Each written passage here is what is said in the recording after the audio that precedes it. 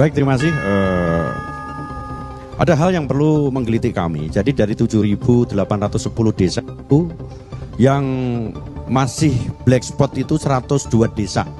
102 desa itu bisa terpenuhi. Jadi tidak semuanya desa tidak punya internet. 100 desa. Itu yang pertama. Tetapi pertanyaan saya, ujung timurnya Jawa Tengah itu di sana ada apa? Di sana ada desa namanya Desa Tempara.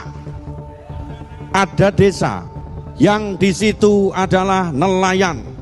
Nelayan kita kebanyakan banyak permasalahannya yang harus kita upaini. Dari pendangkalan muara, solar bersubsidi, harga ikan kembung cuma 3.000. Inilah permasalahan-permasalahan dari ujung yang harus kita tahu sebagai seorang pemimpin. Dan konsep ini yang nanti akan kita laksanakan, bahwa ke depan pimpinan itu tidak perlu hebat, tetapi dia bisa bermanfaat bagi orang lain. Dia tahu masyarakat kita yang paling bawah, dia tahu masyarakat kita di tengah-tengahnya kita, dan kita selalu tampil di tengah-tengah masyarakat dalam kita ngupeni dan ngelakoni. Terima kasih. Waktu masih tersedia, apakah sudah cukup, Pak? Sudah cukup? Baik, selanjutnya kami persilakan kepada calon gubernur nomor urut 1 untuk merespon tanggapan dari calon gubernur nomor urut 2. Waktu Anda 2 menit, silakan. Terima kasih Mas Lutfi atas masukannya. Terus terang saya tidak terlalu tahu nama desa di timur yang Mas Lutfi sebut. Iya, gak apa-apa, saya pengen jujur aja. Tetapi seperti yang saya sampaikan tadi, secara teknologi kita sudah bisa. Pada kesempatan ini perlu terakhir yang saya sampaikan, kota Medan adalah terkotor di seluruh Indonesia. Oke. Inilah yang kita harapkan. Waktu. Pak Edi, Medan memang pernah jadi kota terjorok di Indonesia. Tapi sebelum saya wali kotanya, Pak. Bukan saya langsung datang ke menteri. Tidak ada urusan kepala daerah, bupati dan wali kota langsung ke menteri. Yang ada adalah gubernur. Secara hierarki, bupati dan wali kota harus melalui gubernur. Karena gubernur adalah perwakilan pusat di daerah. Itu ada undang-undangnya. Terima kasih. Masih ada waktu? Cukup? Baik. Baik Pak Edi, kalau tadi Pak Edi sampaikan pas saya jadi wali kota langsung ke menteri, mohon maaf kalau kayak gitu Pak, kalau saya melangkahi Pak Edi sebagai gubernur. Tapi Pak, mohon maaf sekali lagi Pak, mohon maaf Pak. Seingat saya Bapak juga pernah minta tolong saya ketemu menteri pas saya jadi wali kota Pak. Mohon maaf sekali lagi. Dulu pada tahun 2018, Kang Emil pernah menyampaikan akan membangun Disneyland di Cikarang. Sekarang Kang Emil ketika menjadi calon gubernur di Jakarta, menyampaikan akan membangun Disneyland di Pulau Seribu. Sebetulnya akan dibangun di Cikarang atau di Pulau Seribu. Terima kasih. Banyak kerja, banyak catatan. Sedikit kerja, sedikit catatan. Tidak ada kerja, tidak ada catatan. Sebaik-baiknya pemimpin adalah pemimpin yang berani ngambil keputusan. Walaupun dalam perjalanannya kadang berhasil, kadang gagal. Dan tugas pemimpin adalah berimajinasi. Seburuk-buruknya pemimpin adalah hanya mengerjakan apa yang ada tanpa daya imajinasi. Indonesia Lawyers Club kembali dengan tema pekan ini ditentukan siapa pemenang pilkada. Duel Jokowi versus Megawati dengan para narasumber. Pengamat politik Boni Hargens,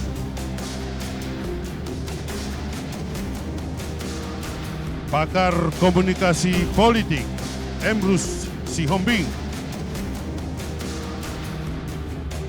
pakar komunikasi politik Effendi Ghazali, pengamat politik Profesor Ikrar Nusa Bakti, pakar komunikasi politik London School of Public Relations Profesor Lely Aryani,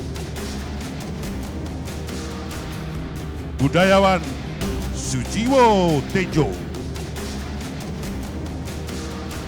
Hadirin pemirsa, kita sambut Presiden Indonesia Lawyers Club, Darni Ilyas.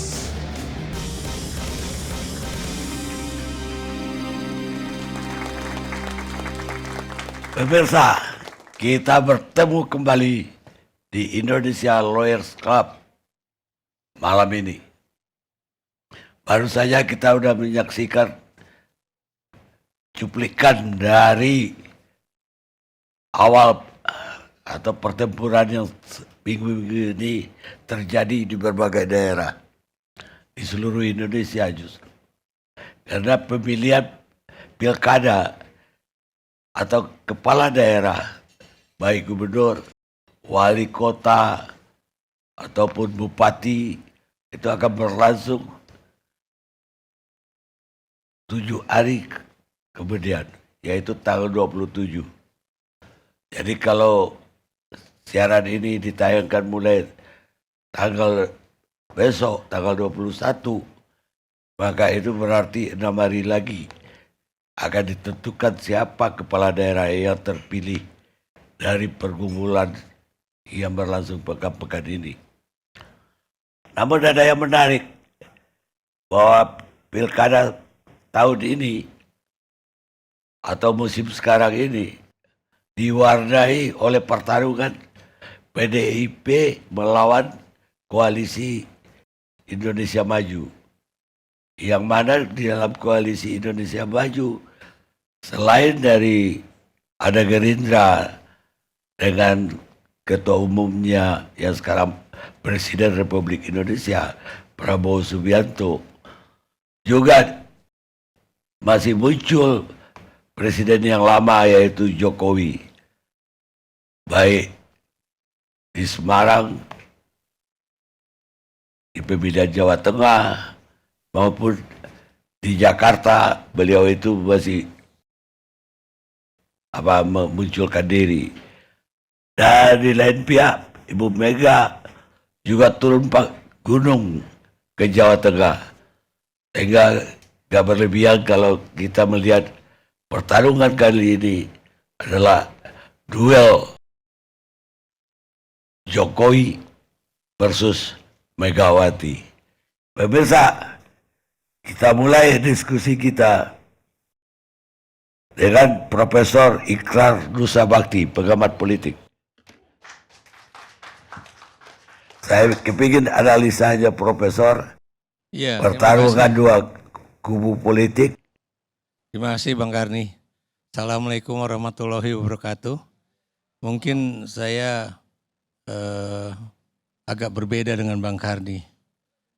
Kenapa? Karena itu tidak semuanya antara KIMS plus ya dengan PDIP. Karena PDIP itu punya juga afiliasi silang politik ya, atau kerjasama politik dengan berbagai partai ya. Kalau nggak salah Mas Aryo Bimo udah menyatakan itu di depan parlemen ya, bahwa PDIP itu kerjasamanya banyak. Paling banyak kalau nggak salah dengan Partai Demokrat. Ini juga menarik ya, karena antara Bu Mega dengan Pak SBY kan nggak begitu baik hubungannya, tapi kerjasama politik di bawah justru antara PDIP dengan Demokrat terbanyak. Nomor 2 kalau nggak salah dengan Partai Golkar, atau pokoknya yang jelas Partai Golkar ya, Nasdem, ya, oh iya, maksud saya jumlah, dari jumlahnya itu begitu. Tapi saya setuju dengan Bang Karni yang mengatakan bahwa ini ada duel antara Jokowi dengan Megawati ya, khususnya di wilayah-wilayah yang menurut pengamatan saya ya, itu Sumatera Utara. Saya hari Minggu lalu baru aja dari Medan ya, dan kemudian juga di DKI Jakarta tentunya, dan kemudian di Jawa Tengah, Jawa Timur juga ada ya, dan tentunya Bali ya, Bali, karena biar bagaimanapun Bali itu juga adalah kandang banteng ya. Nah, saya ingin mengungkapkan ini begini Bang ya. Saya ini belajar ilmu politik tuh dari tahun 78 ya. Nih EG tahu lah. Saya masuk UI itu tahun 78 sampai sekarang itu sebagai student of Political Science and International Relations, itu enggak ada itu dalam sejarah ya orang yang seperti Jokowi itu.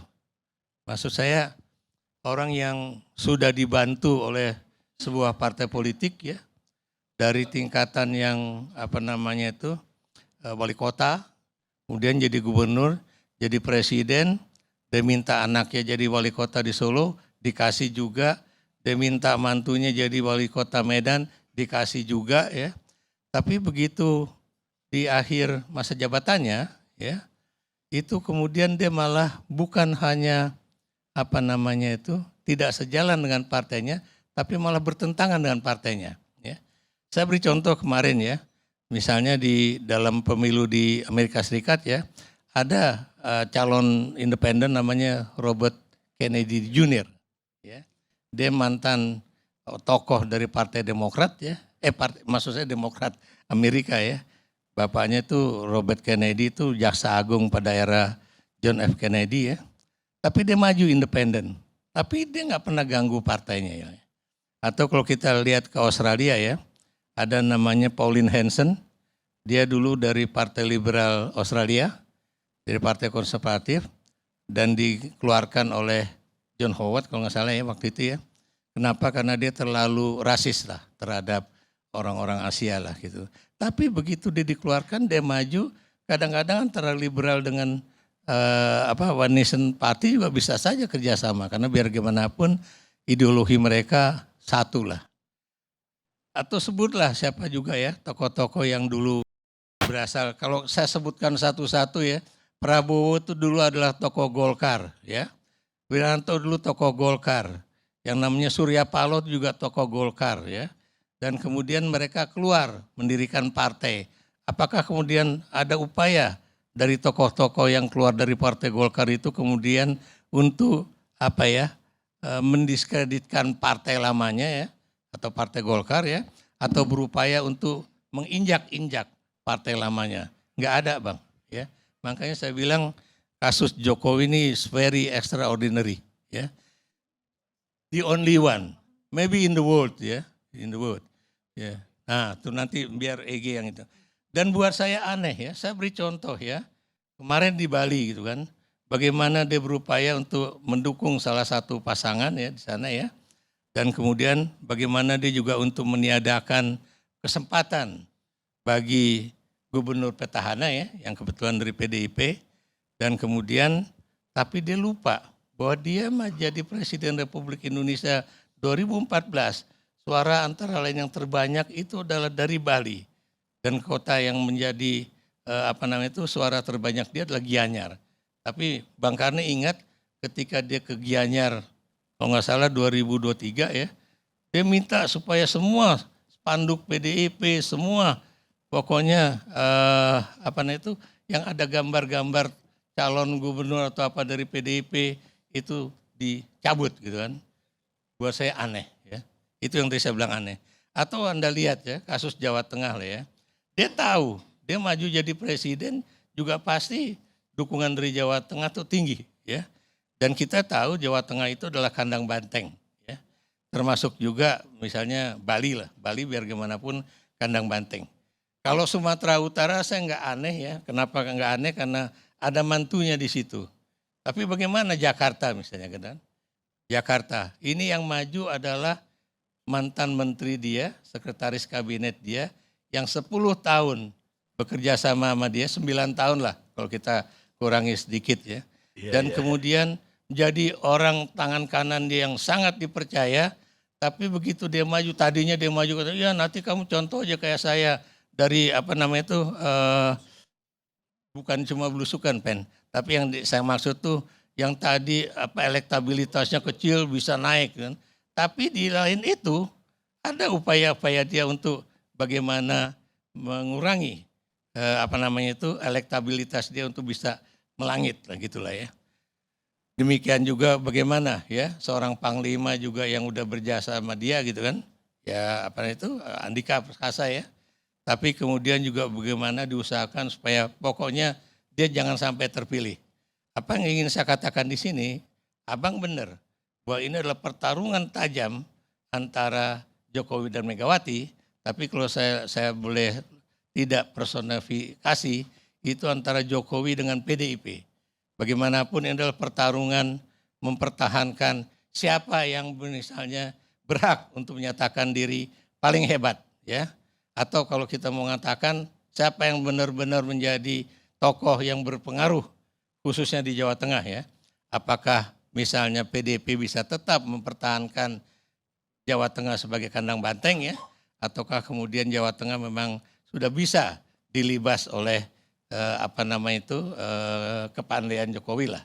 Dan jangan lupa Bang ya, dalam berapa kasus ya, bukan berapa kasus, banyak kasus di Sumatera Utara, di Jawa Tengah khususnya, bagaimana yang namanya parcok, partai coklat ya, atau parpol, partai polisi, itu tidak sedikit info-info yang menyatakan bahwa ada permainan mereka seperti yang mereka lakukan pada era pemilu presiden yang lalu ya. Nah ini yang harusnya juga ketika Mahkamah Konstitusi sudah menyatakan bahwa pejabat daerah, pejabat pusat, ASN, TNI, Polri, lurah, kepala desa tidak boleh bermain di dalam pilkada ini, itulah yang harus kita pegang. Dan kita nggak bisa berpegang pada pernyataan istana bahwa presiden boleh membuat endorsement, para menteri boleh membuat endorsement. Sekarang Bang, saya tanya aja sama Abang secara pribadi, apakah semua menteri dari koalisi Merah Putih sekarang atau Kim Plus itu adalah koalisi yang solid yang kemudian mendukung pasangan-pasangan calon yang diajukan oleh Kim secara mutlak? Ternyata enggak ya. Tadi saya katakan bagaimana cross cutting affiliation itu sangat tinggi dalam politik di daerah kita. Nah Anda juga tahu di Banten yang tadi dikatakan oleh Bung Ege ya, Banten itu kan PDIP justru yang tadinya mengajukan Airin ya, dan baru kemudian Golkar masuk di situ. Dan siapa yang bertarung dengan mereka berdua? Ada Gerindra di situ. Di sini menunjukkan antara Gerindra dengan Golkar itu bertarung. Anda bisa bayangkan kalau menteri satu dari Golkar, menteri lain ada dari Gerindra, kemudian kalau mereka saling mengendorse, saling mengirimkan logistik, saling kemudian membuat pernyataan-pernyataan, apa jadinya republik ini kalau para menterinya ribut untuk mendukung masing-masing pasangan calon yang mereka agung-agungkan, kan mereka dukung. Ini yang makanya saya berani mengatakan bahwa sampai 27 November minggu depan ya, para menteri itu akan sibuk dengan kepentingan-kepentingan politik mereka, akan sibuk dengan bagi-bagi logistik kepada jago-jago mereka yang lagi-lagi belum tentu itu sejalan dengan kebijakan Presiden Prabowo Subianto sendiri sebagai Presiden Republik Indonesia yang membawahi koalisi Merah Putih ini. Jadi itu yang ingin saya gambarkan Bang ya. Jadi kalau kita seperti ini ya, kalau kemudian Presiden juga masih nanya terus ya, apakah saya boleh melakukan endorsement, dan saya melihat endorsement dia kepada Lutfi dan Yasin di Jawa Tengah itu menunjukkan bahwa mukanya itu bukanlah muka seorang presiden yang secara sukarela itu ingin melakukan endorsement. Kenapa? Karena beliau kelihatannya entah tampaknya lelah atau apa, dan beliau baca ya. Jadi yang ingin saya katakan, kalau Anda ingin mengendorse kan ya ngomong aja kayak saya gini kan, nggak usah pakai hitam di atas putih, nggak usah pakai kata-kata yang harus tertata secara rapi ya, tapi lakukanlah itu dengan baik. Dan ini terjadi lagi dalam kasus di Bali ya. Jadi beliau juga mengendorse calon yang tidak dicalonkan oleh PDIP. Jadi apa yang ingin saya katakan di sini, kalau memang tadi saya sudah pernah menyatakan ya bahwa itu Prabowo melanggar sumpah jabatan ya, karena dia tidak adil. Tapi sekarang udah ada aturan MK bahwa seorang pejabat negara, baik lokal maupun pusat, itu tidak boleh ikut campur di dalam pilkada. Dan karena kalau itu terjadi, itu ada sanksi, baik ada sanksi kurungan ya, ada juga sanksi denda. Pidana. Itu aja Bang. Jadi ada pidana, ada juga denda. Saya pikir itu yang bisa saya sampaikan sebagai awal. Terima kasih. Baik. Mungkin ada tanggapan dari Emrus Siombing, pakar komunikasi politik. Halo. 1, 2, 3. Baik, saya kira saya tidak memberikan tanggapan, tetapi memberikan pandangan, tidak tanggapan terhadap Pak Ikrar. Kalau saya melihat keseluruhan dari pandangan Pak Ikrar sangat akademis ya, sangat rasional. Saya memperhatikan itu di lapangan. Hanya saja kalau saya perhatikan bagaimana para presiden kita atau tokoh negara kita mengendorse atau mendukung atau katakanlah memberikan pilihan. Nah, kita coba pisahkan Prabowo sebagai presiden, Jokowi sebagai mantan presiden, dan Megawati sebagai ketua umum partai. Jadi harus kita lihat itu. Jadi artinya perilaku komunikasi politik yang dilontarkan oleh seseorang sangat tergantung positioningnya. Nah sekarang Prabowo kan presiden untuk semua warga negara Republik Indonesia. Presiden semua calon para kandidat. Jadi bukan hanya presiden bagi yang didukung. Idealnya saya dari sudut katakanlah moral akademik, moral politik, seharusnya tidak memberikan dukungan tersebut. Kenapa saya mengatakan begitu? Karena para kandidat ini sedang bertarung. Dan kemudian mereka sedang bertarung juga di dalam bagaimana memperebutkan menang di pilkada. Tentu Presiden Prabowo sebagai kepala negara kita. Nah, kalau misalnya ada mengatakan ini dari teman dari istana mengatakan bahwa ini sebagai ketua umum daripada Gerindra. Nah, ini perlu kita bedah ini, menarik ini. Kita harus lihat betul dia sebagai ketua umum Gerindra. Tapi ketika sudah terpilih, dia adalah sebagai Presiden Republik Indonesia. Jabatan itu 24 jam, Bang Karni. Jadi kalau Bapak Presiden sedang sisiran, Bapak Presiden sedang sisiran. Bapak Presiden sedang ke kamar mandi. Nggak boleh dikatakan Bapak Presiden sebagai individu di situ. Karena melekat pengawalan, melekat jabatan itu 24 jam. Tak satu detik pun bisa lepas jabatan itu. Oleh karena itu harusnya ini yang harus dipahami oleh para pemimpin negara kita. Pak Prabowo. Jadi Prabowo atau katakanlah para presiden dan wakil presiden itu tidak boleh lagi berpikir pada dasarnya yang sifatnya normatif. Undang-undang. Betul Bawaslu hari ini telah memutuskan bahwa tidak melanggar peraturan. Dirujuk semua peraturan-peraturan tersebut. Tapi apakah presiden, pemimpin negara kita itu adalah berbasis kepada undang-undang, normatif. Akhirnya apa? Presiden normatif nanti, presiden undang-undang lagi nanti. Padahal sebagai presiden dia harus bertindak, berperilaku, bertindak komunikasi politik berdasar melampaui undang-undang, bukan menabrak. Melampaui artinya di atas undang-undang. Kalau misalnya dikatakan bahwa tidak dilarang berkampanye, begitu ya, tidak ada undang-undang melarangnya. Bisa nggak menjadi tidak berkampanye? Tidak salah juga. Jadi presiden tidak mengendorse salah satu kandidat tidak salah. Mengendorse juga tidak salah. Mana yang terbaik untuk bangsa dan negara? Kan gitu. Karena Bapak Prabowo itu adalah presiden bagi orang yang tidak memilih beliau juga. Termasuk partai-partai politik. Karena dia sudah di posisi tersebut. Kemudian saya melihat bahwa kalau kita buat pendekatan normatif, undang-undang, tidak ada yang salah, tidak ada yang ditabrak menurut Bawaslu. Penjelasannya saya monitor di salah satu radio berita terkemuka di Indonesia. Sehingga dia diputuskan tidak bersalah. Tetapi kalau kita lihat dalam konteks negara kita. Sebagai pemimpin, kepala negara kita. Kepala pemerintahan. Oke, kepala pemerintahan mungkin lebih cenderung kepada eksekutif. Tetapi sebagai kepala negara ini yang harus kita lihat. Nah, sebagai seseorang kita katakanlah memimpin suatu organisasi atau apapun. Kita tidak boleh berbasis kepada peraturan-peraturan yang tertulis. Tetapi ada diskresi-diskresi tertentu. Ada kebijakan-kebijakan tertentu tetapi tidak menabrak undang-undang.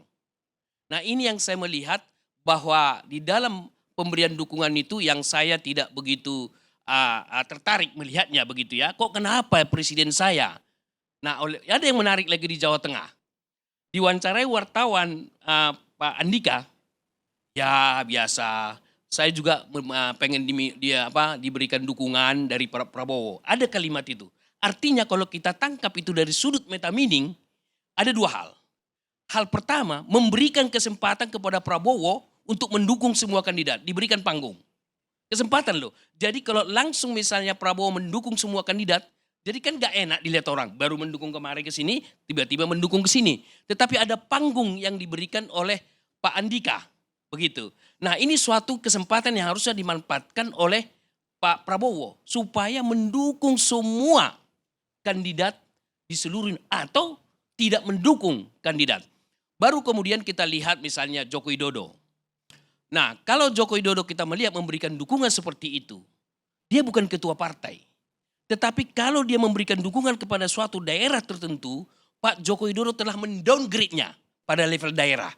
Padahal dia 2 periode jadi presiden kita. Seharusnya yang dilakukan adalah sebagai guru bangsa. Mengayomi semua kekuatan politik. Nah, kalau dia memberikan dukungan dengan berbahasa, enggak ada pelanggaran yang diatur dan tidak ada yang dilanggar misalnya seperti itu, dia sama saja turun posisi beliau menjadi politisi daerah. Yaitu apa yang didukung? Jakarta. Apakah Jakarta itu representasi Indonesia? Tidak. Nah, itu yang saya melihat dari sudut Joko Widodo. Yang idealnya dia tidak melakukan hal yang sama. Kenapa? Karena dia sampai saat ini kan masih menggunakan APBN. Yaitu apa? Pengawalan. Dan kemudian yang 20M ya, rumah yang diberikan itu dari APBN. Artinya dari mana itu duit? Pajak dari para kandidat yang maju itu, yang tidak didukung. Nah ini yang harus dipikirkan. Idealnya menurut saya, supaya Joko Widodo ini menjadi suatu positioning yang baik di tengah masyarakat, dia menempatkan diri sebagai guru bangsa. Mengayomi semua kekuatan politik. Tapi ketika dia memberikan dukungan kepada salah satu kandidat di daerah, ya sama saja politisi daerah lagi. Ini apakah Pak Joko Widodo menyadari ini atau tidak? Saya tidak tahu. Boleh saja apakah dia bisa menjangkau pikiran ke sana. Atau memang suatu kehendak politik bahwa yang didukung ini harus menang. Begitu. Jadi lebih cenderung kepada bagaimana supaya orang yang didukung itu, misalnya katakanlah Ridwan Kamil di Jakarta begitu ya. Kan beliau mengatakan bahwa rekam jejaknya dan lain-lain. Kalau bicara rekam jejak yang lain-lain juga rekam jejak bagus itu. Tapi kenapa harus mendukung ini misalnya? Lalu bagaimana dengan Megawati? Kan itu yang menarik. Megawati betul dia adalah mantan presiden. Tapi saat ini sebagai ketua umum partai. Sekaligus sebagai ketua umum partai. Bisa dong dia berpolitik. Karena bagaimanapun para calon-calon yang ada di daerah itu adalah yang mereka usung, yang mereka dukung atau kader mereka. Nah, kalau itu dilakukan SBY bagus sekali. SBY bukan ketua umum lagi ya, sudah diganti AHY. Tidak bisa juga karena dia bukan ketua umum lagi. Artinya mau saya katakan bahwa Megawati melakukan dukungan terhadap salah satu kandidat wajar. Karena dia adalah salah pemimpin tertinggi di PD Perjuangan, ketua umum. Wajar dia memperjuangkan, kecuali memang Megawati bukan lagi ketua umum. Jadi ini harus kita pisahkan. Nah oleh karena itulah saya mengatakan bahwa sejatinya Prabowo masih ada kesempatan, masih waktu kampanye kan sekarang, masih ada waktu. Saya kira tidak ada salahnya Pak Prabowo mendeklarasikan sekarang, saya dukung semua para calon karena kalian itu adalah semua putra-putri bangsa Indonesia yang mengusung atau yang bertarung di daerah yang menjadi representasi perwakilan saya nanti di daerah, perwakilan pemerintah pusat. Harusnya itu dideklar sehingga netralitas Prabowo terjaga dengan baik. Tapi kalau itu tidak dideklarasikan menjadi pertanyaan kritikal. Demikian sementara. Baik. Rumit juga pertanyaan. Untuk dijawab rumit. Ya saya sekarang ingin ya kalau nggak tanggapan ya pendapat dari Boni Argen.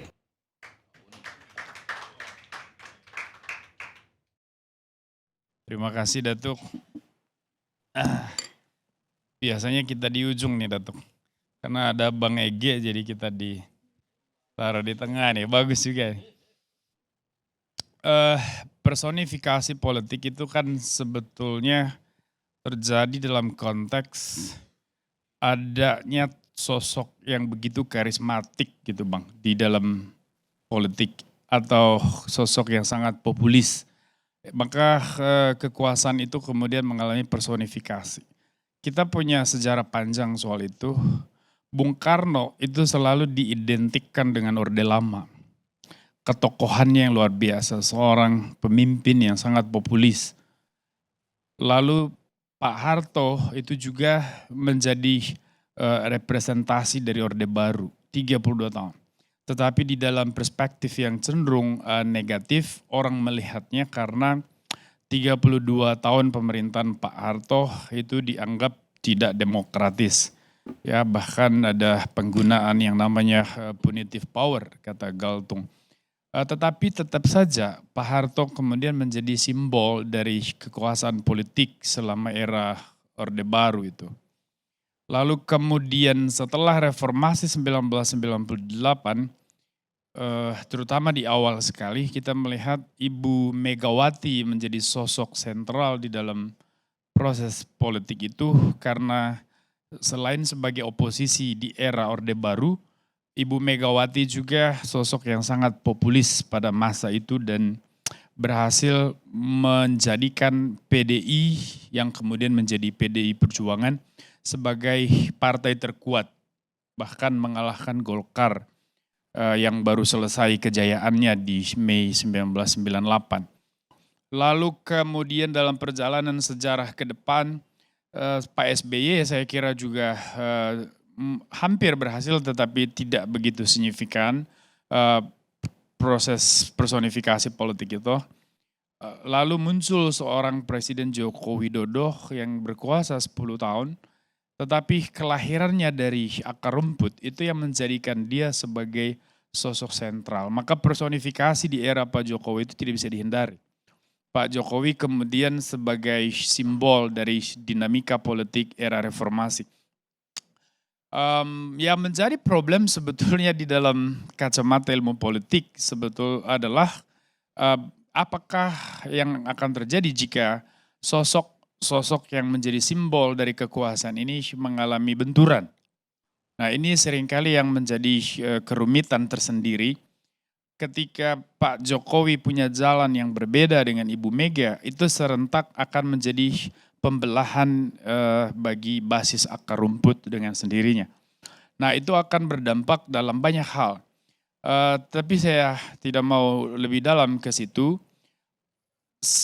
Semua yang kita kaji, yang tadi dijelaskan, itu sebetulnya pendekatan elitis di dalam kajian ilmu politik itu, Datuk. Pendekatan pluralis akan mengatakan bahwa kekuasaan itu tidak bisa dibaca, tidak bisa dipahami dengan memahami sosok-sosok kunci di dalam satu tatanan politik. Maka hakikatnya kekuasaan itu adalah jamak. Jadi ada the low key of power, ya jamak dari locus itu low key. Ada ruang-ruang kekuasaan di mana dia jamak dan acak di dalam masyarakat. Jadi di satu daerah misalnya kita bicara Madura, di sana ada kaum Blatter, di sana ada kiai, di sana juga ada abangan. Nah, tapi yang paling berpengaruh dalam politik itu adalah kiainya dan juga kaum Blatternya. Sebagai dari aspek seperti Jawara di Banten, itu yang dibawa kendali keluarga Ibu Atut, ya Haji Hasan, dan kemudian melahirkan yang namanya dinasti politik dan seterusnya. Pendekatan pluralis ini memang tidak akan pernah bisa memastikan siapa yang akan menguasai politik pada satu fase di masa depan. Tetapi pendekatan elitis itu akan cenderung mudah memprediksi. Nah, saya kira di sini situasi kita hari ini, ketika Pak Jokowi dan Ibu Mega bersinggungan jalan, maka terjadi ada konsekuensinya terhadap tatanan akar rumput. Nah, pertanyaannya adalah faktor-faktor apa saja yang akan mempengaruhi menang kalah di dalam pilkada? Apakah karena figuritas dari tokoh-tokoh populis ini, atau sebetulnya banyak faktor yang jamak yang bisa mempengaruhi menang kalah di dalam pilkada di zaman sekarang? Saya mencatat ada beberapa poin. Yang pertama, mesin politik itu satu hal yang mutlak.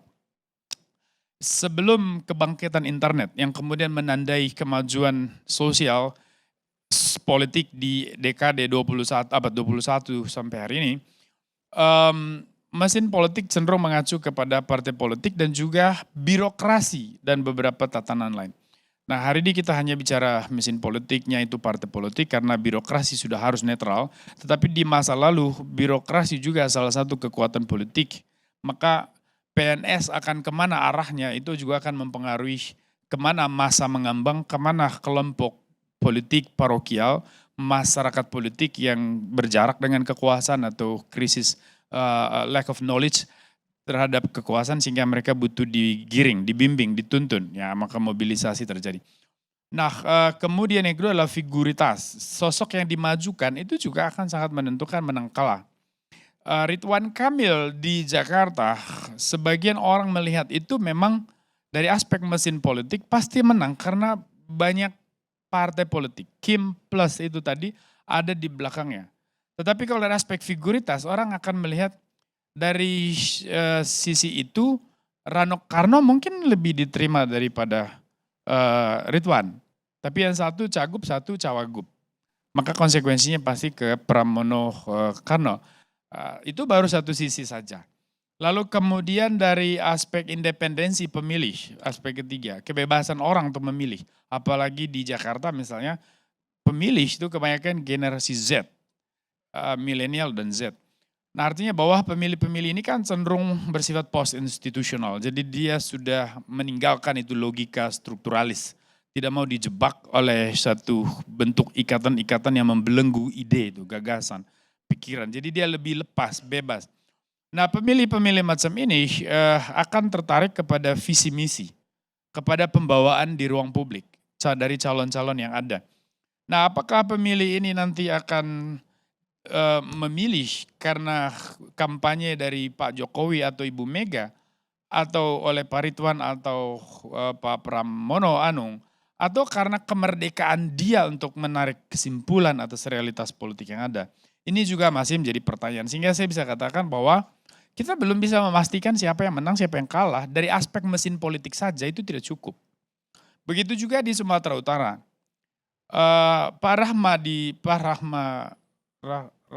Dedi Rahmayadi. Edi Rahmayadi, maaf Bang.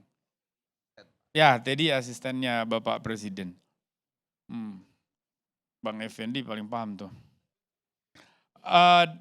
Dari aspek mesin politik, tentu saja Pak Edi itu kuat.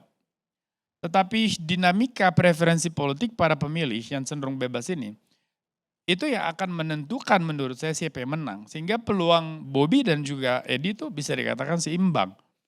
Nah, lalu bagaimana dengan daerah lain?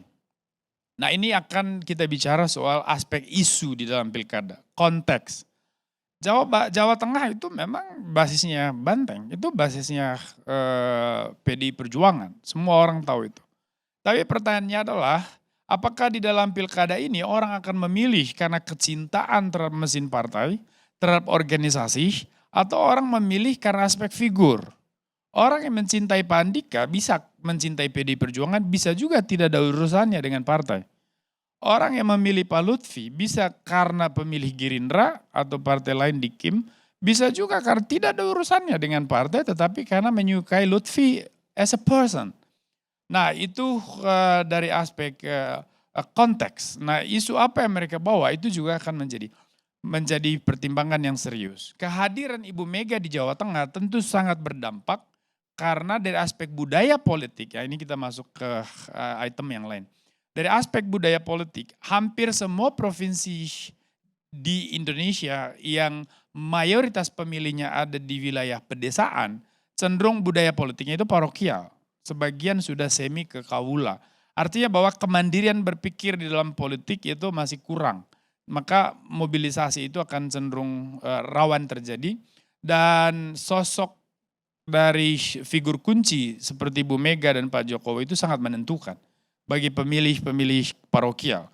Nah saya mau mengatakan bahwa siapa yang akan menang di Jawa Tengah itu memang dari dimensi budaya politik itu akan mencerminkan siapa yang paling mampu melakukan mobilisasi dan figur mana yang paling memikat pemilih-pemilih parokial.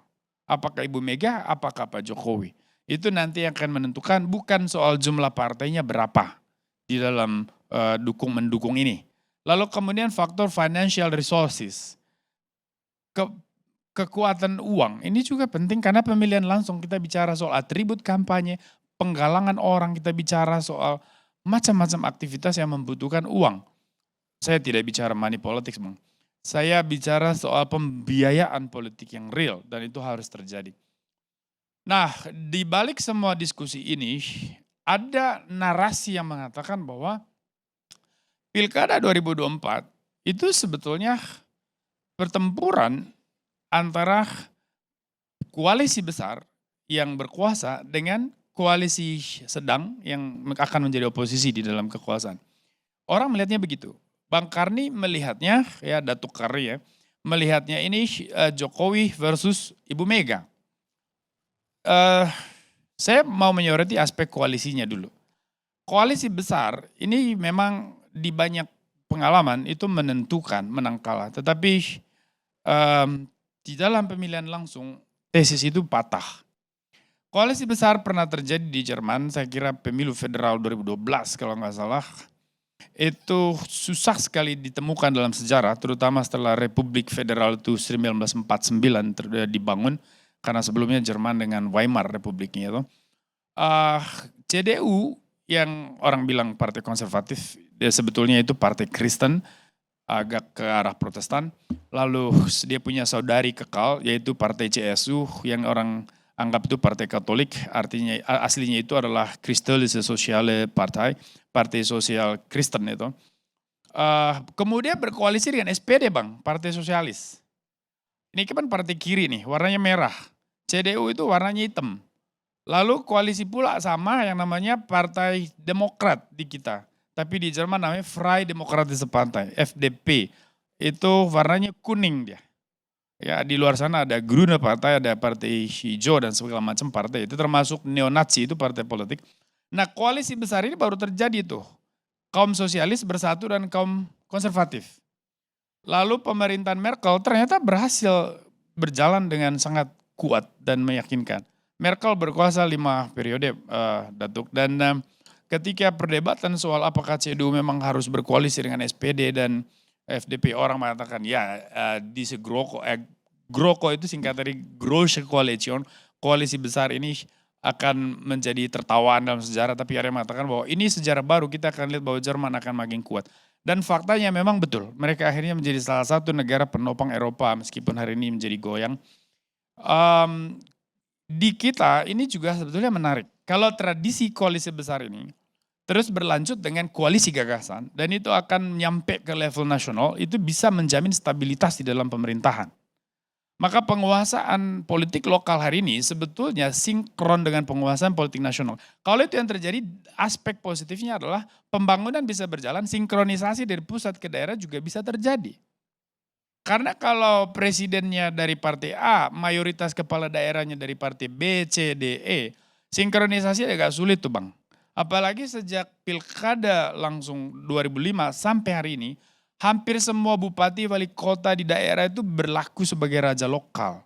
Mereka bertindak sebagai tuan, sebagai bos atas rakyatnya. Jadi dia melihat pemerintahan pusat itu hanya formalitas dalam konteks anggaran dan sebagainya. Tapi dia menjalankan kekuasaan di dalam perspektif yang sangat sempit di tingkat daerah. Nah inilah yang membuat demokratisasi ini mengalami ketimpangan. Apa yang terjadi di Jakarta sangat berbeda jauh dengan apa yang terjadi di pinggiran-pinggiran di Papua, di Nusa Tenggara, di Sumatera, di Sulawesi dan sebagainya. Nah di Kalimantan. Nah sekarang satu contoh lagi pilkada yang sedang berlangsung. Sedikit aja Bang ya. Kalimantan Timur hari ini itu ada persaingan antara koalisi besar dengan koalisi kecil, sedang. Tetapi dari aspek figur, keduanya ini sama. Seorang Isran Nur susah sekali dibedakan dari seorang Rudi Marsudi misalnya. Kalau kita lihat dari latar belakang politik, kedekatan politik, dari aspek visi dan misi. Isran Nur orang pertama yang bersama Mas Wapres Gibran Rakabuming Raka memunculkan gagasan carbon capture and storage. Yang jual karbon itu Bang.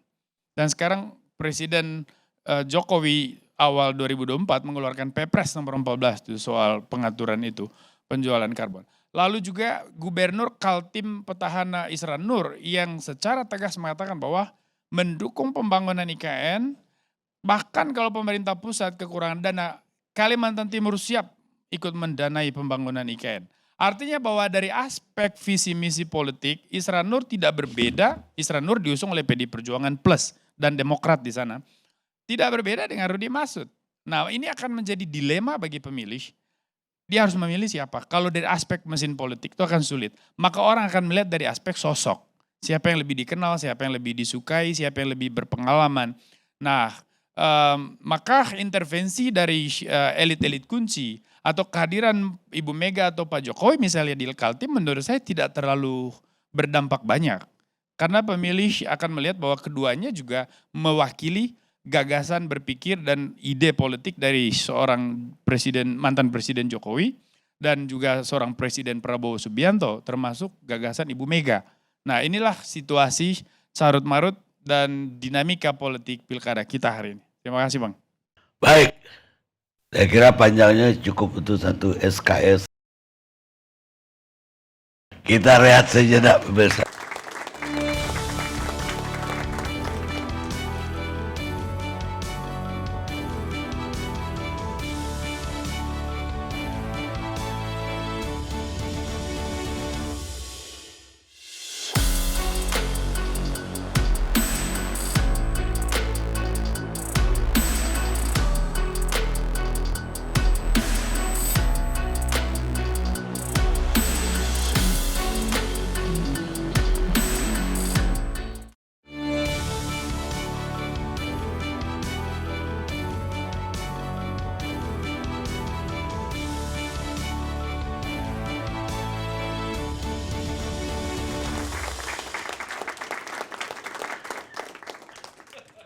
Pemirsa, kita lanjutkan acara kita.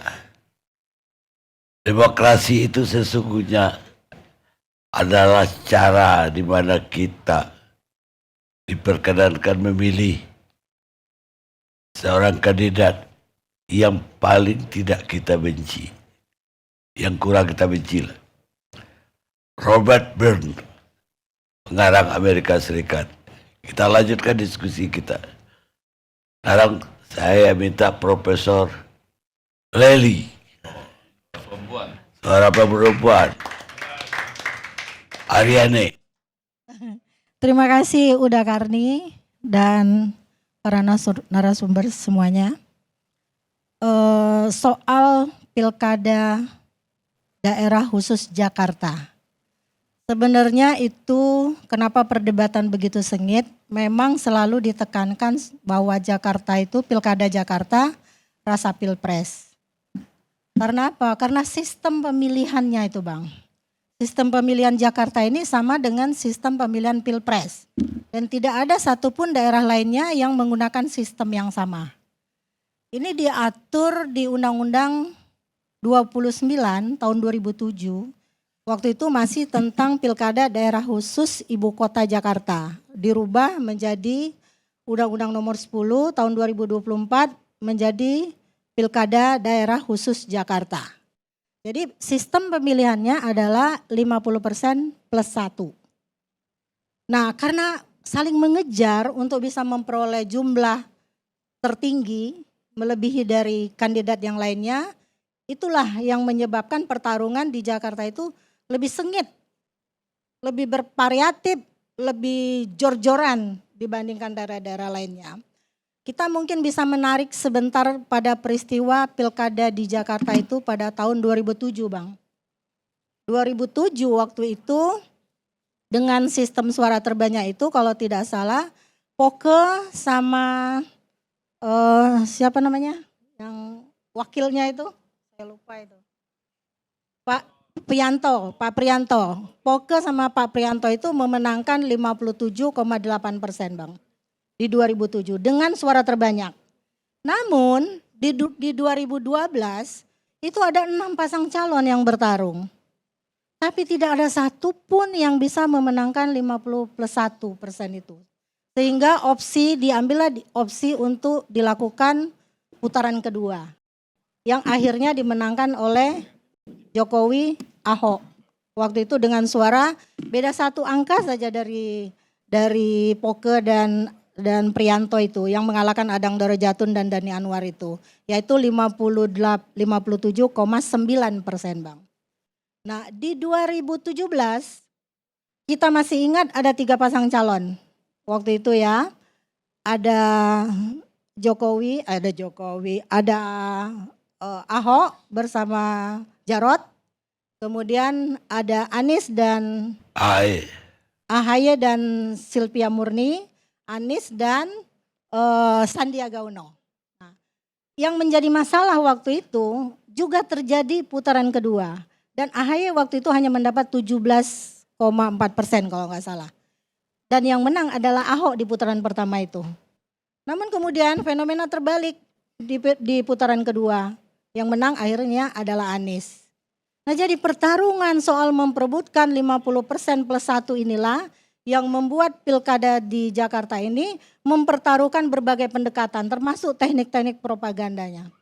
Nah nyarisnya di antara semua kandidat yang ada pada saat ini dari 3 pasang calon ini, alih-alih menggunakan upaya propaganda yang bersifat tekniknya bandwagon misalnya, bagaimana mereka itu meyakinkan masyarakat program saya ini adalah program yang paling unggul, program saya ini adalah yang paling jitu. Kemarin di debat terakhir itu kan sudah dibantu dengan teknik visual yang demikian maju kan. Pasangan 01 memperlihatkan bagaimana misalnya rumah vertikal itu dibangun di atas pasar, di atas jembatan, di atas stasiun dan sebagainya. Tapi sepertinya ketiganya juga terutama pasangan 01 itu kurang memiliki rasa kepercayaan diri. Padahal Bang, kan sejak awal mereka sudah dinyatakan didukung oleh Kim Plus. Termasuk oleh pemerintahan yang berkuasa pada saat ini. Dan tentu saja termasuk oleh Pak Jokowi. Nah itu sebab saya melihat terutama pasangan 01 itu lebih menggunakan pendekatan propaganda teknik transfer. Jadi lebih mengedepankan ketokohan orang lain ketimbang dirinya sendiri. Mungkin saja karena ada asumsi sebelumnya, terutama pada pasangan 01 ini, nanti satu demi satu kita bahas, bahwa dia itu sebenarnya tidak ingin maju di Jakarta. Emil itu Jawa Barat banget kata orang, seperti itu. Namun dia seperti dipaksa untuk maju.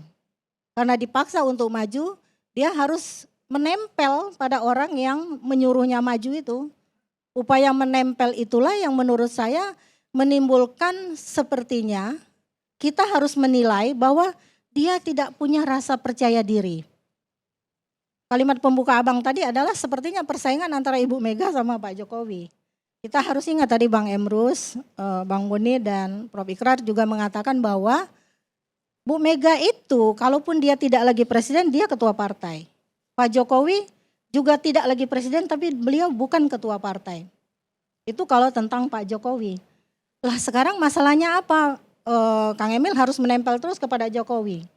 Kalau seandainya dia percaya diri, harusnya elektabilitasnya berdasarkan hasil survei terus naik dong. Tapi kenapa bisa disalib sama pasangan Pramono Anung dan Dul, misalnya seperti itu. Nah ini yang menyebabkan kejar-kejaran angka di survei ini, dia harus mencari cara nih. Oke deh kita gunain aja nih teknik transfer, bagaimana mengupayakan tokoh-tokoh yang mendukung kita ini benar-benar all out misalnya untuk menyatakan kepada dukungan. Nah masyarakat Jakarta sebelumnya swing votersnya kan hampir 24% sebelum angkanya Pramono Anung sama Sidul naik tuh Bang. Artinya dengan adanya upaya klaim diri bahwa didukung Kim Plus, didukung pemerintahan yang berkuasa saat ini, didukung oleh Jokowi, angkanya tetap di bawah 30 waktu itu. Nah inilah yang menyebabkan dia harus terus menempel dan mengejar. Ada satu teknik lain yang sebenarnya lebih meyakinkan untuk dia gunakan. Saya menulis misalnya beberapa catatan di berbagai temuan penelitian yang dilakukan oleh mahasiswa saya. Ada using all form of persuasion. Jadi sebenarnya dia cukup memberikan asumsi yang lebih realistis tentang program-program yang dia lakukan. Ini loh kalau nanti rumah ini bisa dibangun, program ini bisa dikerjakan, Anda bisa membandingkan saya dengan gubernur sebelumnya. Karena ada gugatan juga waktu pemerintahan Anies misalnya. Anies kan menjanjikan DP rumah 0% dan itu ada rumah tapak. Tapi kemudian yang terjadi adalah yang bisa membeli rumah vertikal itu, rumah susun itu harus mereka yang berpenghasilan 7 juta minimal. Kan gak ada yang bisa beli akhirnya Bang. Nah kalau seandainya di antara 3 pasang kandidat ini bisa meyakinkan, maka seharusnya mereka bisa melakukan upaya propaganda itu. Itu satu. Pada pasangan yang lain, Dharma Pangrikun misalnya. Kenapa angkanya nggak cenderung naik? Adalah naik 1% kalau tidak salah di hasil SMRC si yang terakhir ya. Dari 3,1 jadi 4,9 tuh Bang. Tapi konsistensinya itu yang membuat kita males gitu loh. Ngomongin soal pandemi itu, COVID-19 terus. Jadi seperti tidak ada agenda lain yang akan dia munculkan kecuali bidang keyakinan publik bahwa sebenarnya ada satu peristiwa yang dilakukan oleh pemerintah dan itu adalah hasil rekayasa. Sementara waktu itu korban-korban memang bergelimpangan gitu loh. Jadi itu jadi perdebatan juga di antara kita, kenapa sih ngomongnya itu terus? Apakah karena dia hanyalah calon main-main yang sebetulnya hanya untuk mengimbangi Ridwan Kamil? Nah itu pertanyaannya. Nah pada Pramono Anung Dangdul, memang pada awalnya Pramono Anung tidak terlalu dikenal. Tapi karena beliau salah satu waktu itu adalah informan penelitian disertasi saya cukup mengenal jalan pikiran beliau waktu itu. Saya tanyakan tentang motivasi politiknya, kan ada di dalam diri orang tuh ada 3 motif Bang. Need for power, need for achievement, sama need for affiliation. Kayaknya 3-3-nya waktu itu ada. Cuma memang tidak menyangka bahwa kemudian dia itu akan menjadi calon gubernur dari PDIP. Dan kebetulan dua-duanya PDIP. Kebayang tidak? Waktu itu seandainya PDIP itu tidak diberi kesempatan, hanya ada 2 calon dong. Dan 2 calon itulah yang dikatakan Dharma Pangrikun itu adalah bagian dari calon boneka lah misalnya dan sebagainya. Dan sebagian besar percaya tentang hal itu. Itu Bang. Nah jadi mengapa misalnya Jakarta ini demikian antusias meskipun bukan soal politik identitas ya Bang. Kenapa Sidul melekat banget namanya pada Jakarta? Karena rekam jejaknya memang bicara soal DKI selalu, soal Jakarta selalu seperti itu. Ada pertanyaan kecil yang diajukan teman. Seandainya Ridwan Kamil terpilih jadi gubernur Bang, apa nasib Persib dan Persija? Itu Bang Ege itu yang tahu banget soal olahraga. Jadi katanya, ya misalnya kalau dia jadi gubernur, terjadi pertandingan antara Persib sama Persija, beliau akan dukung yang mana? Jadi ibarat makan si buah malakama, buah si malakama ya Bang. Didukung ini, dimakan bapak yang mati, tidak dimakan ibu yang mati. Nah itu pertanyaan besar yang membuat juga ketika saya naik ojek, naik taksi saya tanyain gimana menurut kalian? Saya melakukan survei kecil-kecilan juga. Iya ya Bu, kalau kita pikir-pikir gimana nasib dua kelompok bola kaki ini katanya seandainya beliau jadi. Nah kayaknya dengan upaya semacam itu lebih-lebih kemudian ada pendekatan oleh Pramono Anung dan Sidul ini kepada si Abah. PDIP lekat banget sama Ahok gitu kan. Jadi untuk menjembatani pilihan masyarakat Jakarta yang anti Ahok adalah Abah, ada si Abah gitu kan. Jadi 2 pendekatan inilah yang mencoba dipertemukan. Makanya saya selalu mengatakan politik itu adalah pertemuan dan pertentangan 2 kepentingan. Hasil akhirnya adalah kompromi. Kompromi dari yang dipertentangan dan dipertemukan dalam kepentingan. Jadi ada kepentingan dari para pendukung Ahok, ada kepentingan dari para pendukung Abah yang mungkin juga punya rasa sakit hati dengan permintaan saat ini termasuk kepada Pak Jokowi.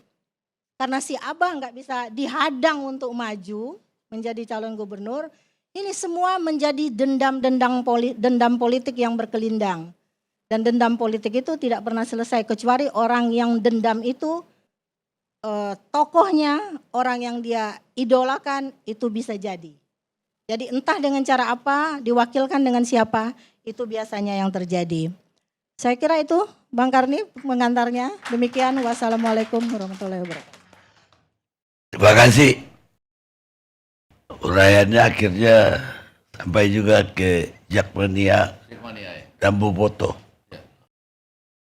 Sebagai tokoh sepak bola. Oh iya. Gara-gara ini. Yang ini apa ya, loyalis timnas luar biasa. Kepada timnas main dia ada di situ. Kecuali King Daw. Tapi kemarin menang ya? 2-0. Kebetulan atau serius tuh? Kebetulan tapi serius. Kebetulan tapi serius, agresivitasnya tinggi Datuk. Oh gitu. Iya loh. Kalau nggak habis. Iya tapi apa Bobotoh Persib mengalahkan Persija 2-0 juga. Itu yang akan diingat sebelum pilkada 27 November. Ya, silakan ya. Silakan. Ya, Assalamualaikum warahmatullahi wabarakatuh. Selamat malam. Jadi betul-betul tadi waktu saya diundang, saya pikir topiknya akan menjadi Arab Saudi Indonesia mengalahkan Arab Saudi 2-0 atau disertasi yang tertunda misalnya ya, sebagai kemenangan yang tertunda. Tapi ternyata topiknya menjadi seperti ini. Apa? belum. Itu topik lain. Makanya saya berpikir kenapa topik ini menjadi begitu penting malam ini diangkat oleh Datuk Karni Ilyas. Ini pasti ada sesuatu yang penting. Jadi saya dari tadi mencoba mencari-cari. Nah, saya mulai menemukan yang pertama, tadinya saya pikir waktu saya dapat undangan ini dari Angga, Andri dan lain-lain, saya pikir ini acara apalagi sesudah kehadiran Gabriel dengan suara emasnya, saya pikir acara ini sudah di TV One ini. Hah? Iya kan?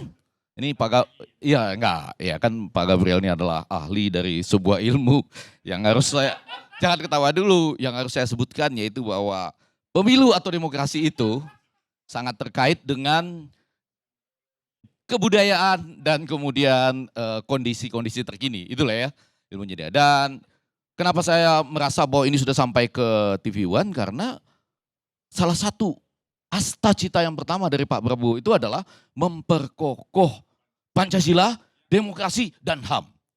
Wow, kalau itu dilaksanakan ini sudah balik ke TV One, tepuk tangan dulu dong. Enggak, kita memperkuat Pak Prabowo loh ini. Enggak, demi asta cita, enggak usah jauh-jauh lah. Demi asta cita. Jadi di sana kita bisa berbicara soal side didu misalnya. Seru kan? Loh, seru dong. Set itu kalau bahasa Inggris, dia berkata, begitu kan? Set didu, dia berkata. Sudah dikatakan, jadilah didu. Dulu ditemani dan didukung. Sekarang set didu. Sekarang dilaporkan dan dimusuhi. Kurang lebih begitulah. Nah, jadi itu topik lain yang akan muncul dari 4 yang saya sampaikan. Jadi menarik ketika temannya itu apa? Sudirman Said. Oh, Sudirman Said ya. Said Sudirman. Sudirman Said ya. Sudirman Said akhirnya nggak lolos KPK. Sudirman Saidnya. Terima kasih Pak. Tapi balik lagi, tiba-tiba ini mengerucut ke Pak Jokowi dan Bu Mega ya. Nah, saya mulai mencari-cari apa yang paling menarik dari Pak Jokowi dan Bu Mega ya. Pada waktu itu Pak Joko Widodo diusulkan oleh banyak orang untuk 3 periode. Betul ya? Ya kan? Dan Pak Jokowi menanggapi bahwa itu cuma usulan, saya enggak tahu.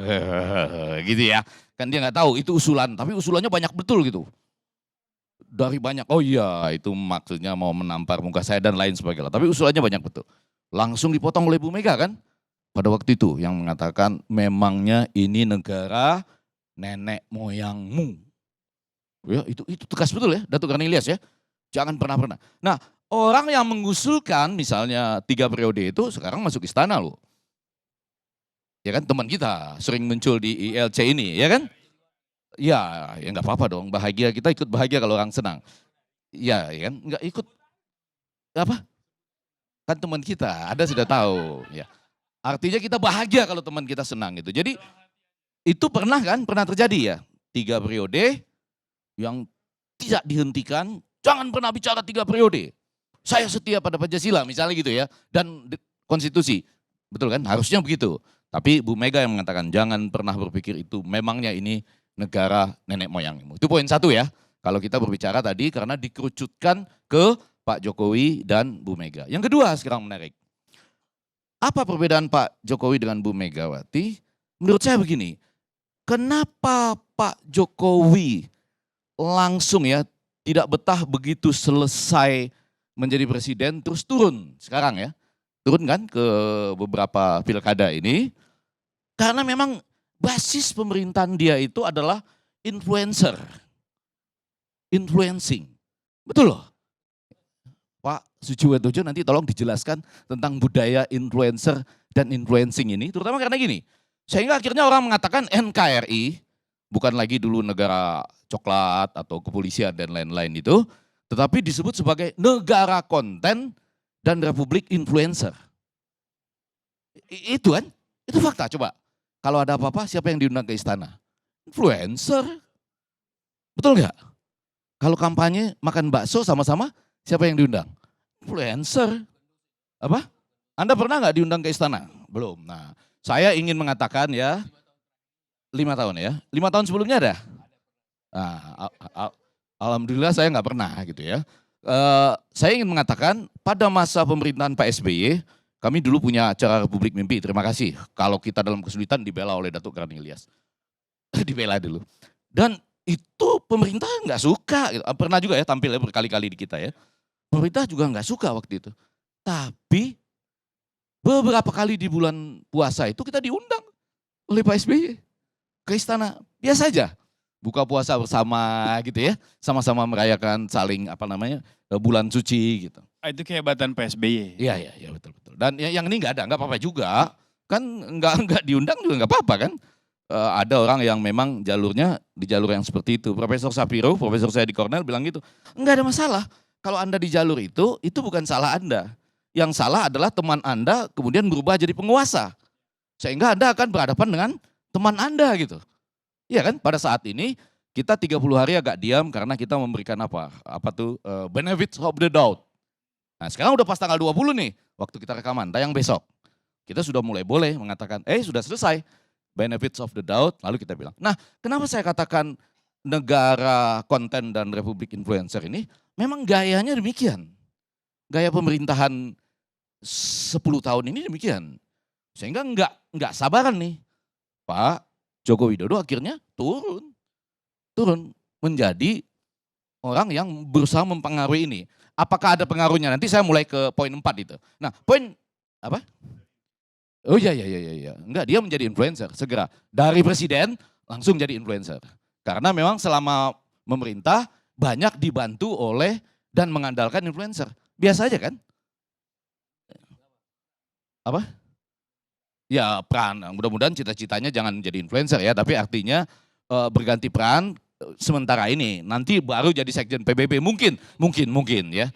Jadi melalui influencer menjadi sekjen PBB, bisa aja kalau dia bisa mempengaruhi pertarungan geopolitikal global bisa menjadi sekjen PBB juga. Yang ketiga, nah tentu saja ketika pemerintahan yang sekarang melanjutkan, maka yang saya khawatirkan apa yang diturunkan oleh Pak Jokowi misalnya, kemudian dilanjutkan oleh pemerintahan ini. Yang kita khawatirkan setelah selesainya 30 hari benefit of the doubt itu adalah jangan-jangan ini menjadi sebuah kepemimpinan ya, karena kata kuncinya kepemimpinan, menjadi pemimpin yang lahir dari demokrasi terpimpin. Apa itu demokrasi terpimpin? Mengajak semua orang masuk, siapa saja ayo masuk, sehingga jumlahnya menjadi besar. Tapi kemudian mengambil juga legacy yang diwariskannya itu adalah ini. Siapa saja di dalam kelompok yang besar ini, saya sudah tahu salahnya di mana. Persis saya sudah tahu salahnya di mana. Persis bisa saya pegang ekornya setiap saat. Nah ini menarik. Ini menariknya. Yang belum berhasil dilakukan oleh Ibu Megawati. Di sini menariknya. Ya, ketika ini dia udah dicoba dibanding-bandingkan. Jadi sebuah demokrasi yang mengatakan, ayo semua masuk. Ada peranan buat Anda semua. Tapi sebetulnya pada satu sisi, semua Anda kita sudah tahu salahnya di mana. Udahlah tenang-tenang aja di dalam itu. Sehingga Anda lihat ya, Anda orang yang bisa. Jadi tetap nggak bisa diwisuda ya? Apa? Tetap nggak bisa diwisuda. Topik minggu depan.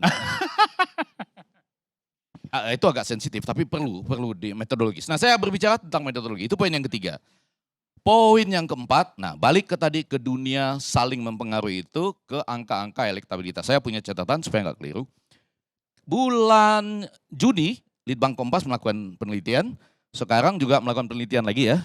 Saya mengutip Litbang Kompas saja karena agak percaya saya bahwa dia membiayai diri sendiri. Ya kan, kenapa? Kalau Anda anggota International Communication Association, maka kalau Anda bikin survei, Anda umumkan, Anda harus sampaikan. Ini survei kami dibayar oleh RK, ini survei kami dibayar oleh, sebut aja siapa, Pramono Dul misalnya. Kan gak apa-apa, apa salahnya? nanti Anda dinilai dari track record Anda. Benar gak survei Anda itu atau cuma membual gitu aja ya? Ya, karena mereka bukan anggota International Communication Association, bolehlah nggak apa-apa, nggak masalah juga gitu. Tapi sekarang sudah mulai ada saling apa ya? Anda harus ini, oh kalau begitu kami mengundurkan diri, itu menunjukkan semakin bagus lah ya gitu ya. Jadi di antara lembaga survei pun ada upaya-upaya kritis. Nah, saya mau catat angka bulan Juni dan yang terakhir, yaitu pengaruh dari Bapak Prabowo itu di bulan Juni ya terhadap Pilkada DKI Jakarta 67%. Sekarang tinggal 50%. Ya, pengaruh dari Pak Ahok dulu jauh lebih tinggi, yaitu 65%, sekarang tinggal 40%. Pengaruh dari Anies dulu 64% di bawah Ahok, sekarang naik sedikit ya dibandingkan Ahok, tinggal 44%, sama-sama turun tapi lebih tinggi dari Ahok. Nah, sedangkan pengaruh Pak Jokowi yang ini perlu diingat, dulu 61%, sekarang tinggal 47%. Ya.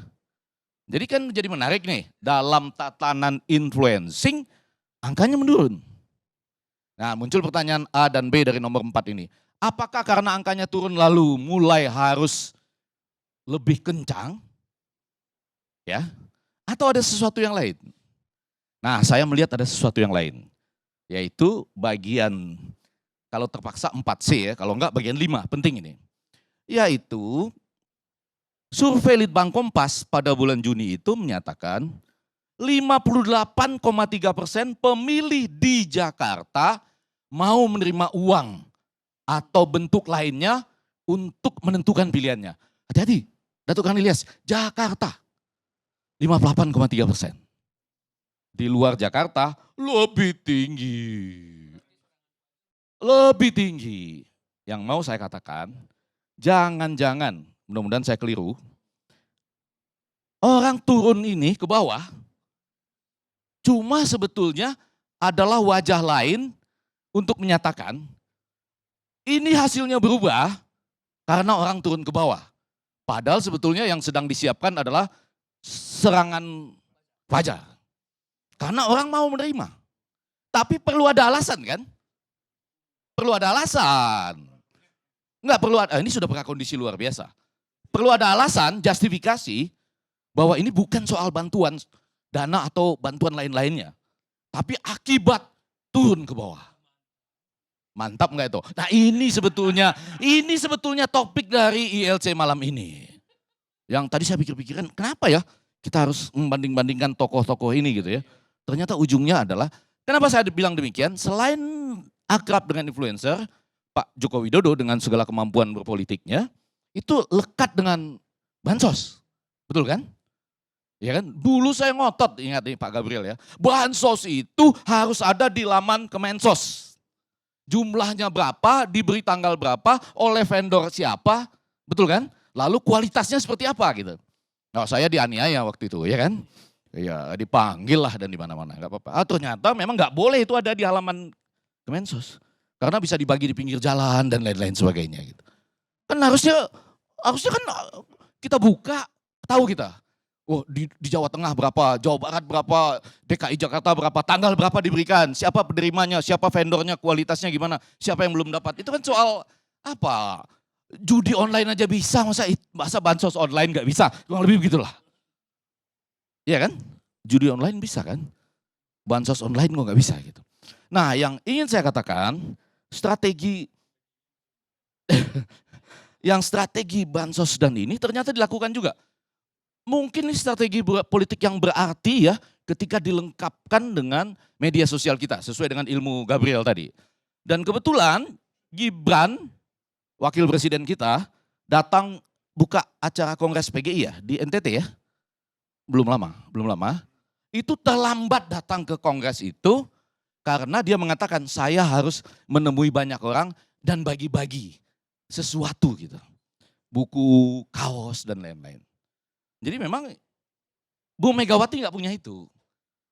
Yang ini punya kemampuan untuk melakukan hal-hal seperti itu yang nanti bisa dibaca bukan karena bagi-bagi ini yang tidak bisa kita lihat di sebuah klik langsung ke Kemensos, tapi adalah pada pengaruh turunnya tokoh-tokoh penting. Walaupun sudah bukan lagi pejabat. Gitu. Nah yang paling terakhir, saya setuju dengan Anda tadi, KIMS. Poin kelima, saya mau katakan kepada Bapak Prabowo Subianto, dengan tadi ya, asta cita Anda yang pertama, memperkokoh Pancasila, demokrasi, dan HAM. Ya, segeralah kami bersiaran di sebagaimana ketika demokrasi itu ada dan ditegakkan. Yang kedua, KIMS itu sama dengan, ya kalau menurut saya ya, KIMS itu sama dengan kepemimpinan ini manfaatnya untuk semua. Kurang lebih begitu. Keren nggak toh? KIMS kan? Kepemimpinan ini manfaatnya untuk semua. Kenapa? Pidato Pak Prabowo itu antara lain mengatakan ini, saya akan jadi presiden bukan hanya bagi Anda yang memilih saya. Betul kan? Saya mendengarkan itu Obama pertama kali waktu terpilih, dia mengatakan itu. Di Grand Park, di Chicago ya. Saya akan menjadi presiden bukan hanya buat yang memilih saya. Tetapi untuk seluruh rakyat Amerika termasuk atau lebih khusus buat Anda yang tidak memilih saya. Karena berarti Anda nggak meyakini saya. Ketika saya jadi presiden, saya akan menunjukkan bahwa saya melayani semua. Nah dengan demikian, memang betul juga setelah saya baca-baca ya, Bu Mega kan meneriakan soal putusan MK 136 2024. Lalu itu mengacu pada pasal 188 dan 71 Undang-Undang tahun 2016. Undang-Undang nomor 10. Tapi yang ada mengatur soal sanksi, itu mengatur sanksi. Tapi cuti atau tidak itu pada Undang-Undang 17 2017. Jadi maksudnya gini, 7 2017 Datuk Karnilias, di Undang-Undang Pilkada ini disebutkan bahwa pejabat negara, termasuk ya, Presiden pejabat negara kan? Iyalah, pejabat daerah, ASN, militer dan lain-lain segala macam, tidak boleh melakukan. Karena hukumannya nggak terlalu banyak. 1 bulan sampai 6 bulan, 600.000 sampai 6 juta. Ya, hukumannya kecil. Tapi kalau gubernur, PLT atau menteri atau presiden masuk penjara 1 bulan kan nggak enak juga kan? Ya, tapi di undang-undang tentang pemilu ada diatur bahwa kalau mau kampanye harus cuti. Di sini nggak ada diatur gitu. Jadi menariknya dengan itu maka Pak Bahagia mengatakan, Pak Bahagia dengan bahagia menyatakan bahwa nggak ada yang dilanggar. Nggak ada yang dilanggar karena nggak ada ketentuan cutinya Pak. Ya kan? Kecuali dia bisa cuti misalnya. Yaitu Pak, Mike. Nah, alasannya adalah bahwa dilakukan di hari libur. Jadi tidak ada masalah, tidak perlu cuti katanya. Padahal jabatan presiden kan 24 jam. Enggak tahu, saya 24 jam ya? Ya, 24 jam kan. Nah. Di pasal mana? Di pasal mana? Ya konstitusi mengatakan itu bahwa Presiden Republik Indonesia itu memang presiden untuk semua 24 jam itu tidak 1 detik pun karena dia mendapat fasilitas negara. Enggak, kalau Pak Bahagia kita tanyakan dia bilang di pasal mana itu? Enggak ada, jadi dia bisa aja dengan bahagia menyatakan, iya kan? Nah, berarti Bapak salah, ya kan? Yang benar Pak Bahagia juga. Nah jadi saya cuma mau mengatakan, KIMS ini kalau memang untuk semua, memang lebih baik enggak usah. Ya melakukan betul-betul semacam kampanye habis-habisan. Terutama karena gini, ini saya tutup. Saya akan mempersilahkan Bapak yang mempelajari budaya-budaya tentang pengaruh-mempengaruhi. Yang menjadi masalah adalah Anda sudah turun tetapi kalah. Wow, betul nggak Datuk Karnilias? Anda sudah turun nih, ya kan? Tetapi kalah. Coba Anda bayangkan, ya kan? Orang akan bilang, sudahlah presiden turun, mantan presiden turun, ya kan? Bansosnya juga turun, masih kalah tuh. Enggak, kalah hasil pemilu nanti. Belum tentu kalau begitu kan? Iya, kalau kalah, iya kan? Bisa jadi nggak teorinya terjadi Pak? Sangat mungkin. Kalau itu terjadi, teori Bapak tadi, wajah ini mau ditaruh di demokrasi yang mana, budaya yang mana, dan kemudian konteks kekinian yang mana. Wassalamualaikum warahmatullahi wabarakatuh. Saya 30 hari ini, EG ini gak mau bicara. Baru hari ini. Setelah 30 hari. Rupanya ada benefit of the doubt. Ya, benefit of the doubt. Itu yang menyebabkan dia datang. Ini ada yang mau tanggapi? Tanggapi EG?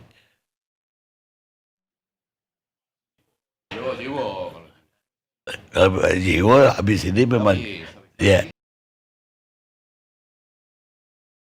Saya ikuti betul keputusan dari Bawaslu. Tadi di dalam suatu berita, berita terkemuka ya di Indonesia. Dia katakan bahwa tidak melanggar peraturan, ditunjukkan juga dasar-dasarnya semua, maka kalau pendekatan normatif dipakai, betul. Dan dia dilakukan itu pada masa libur. Ya itu katanya begitu, jadi tidak perlu cuti. Nah justru itulah yang saya kritisasi di awal, jabatan presiden itu 24 jam. Jadi sedang tidur pun, presiden sedang tidur. Jadi tidak ada karena libur. Nah kalau misalnya alasan karena libur, berarti hari libur tidak bisa ngambil keputusan nanti untuk negara. Kan begitu logikanya. Karena dia melakukan campaign itu pada hari libur, otomatis sepanjang masih libur tidak bisa mengambil keputusan, kebijakan, atau reshuffle kabinet, menteri pada hari libur. Kalau itu yang dipakai alasannya, nah oleh karena itulah maka untuk memahami ini, kita harus lihat pendekatan normatif lah yang dipakai oleh Bawaslu. Tetapi kalau kita pakai pendekatan kritikal gitu ya, jadi melihat bahwa presiden itu sebagai jabatan 24 jam, tidak satu detik pun bisa.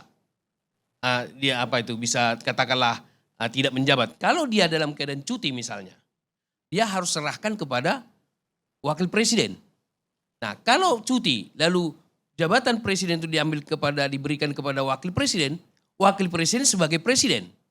Hati-hati bisa dikeluarkan perpu gitu kan, sesuai karena peraturan mengatakan entah perpu apa yang dikeluarkan. Jadi alasan daripada Bawaslu itu adalah karena dalam keadaan libur tidak ada masalah, tidak perlu cuti. Demikian. Baik.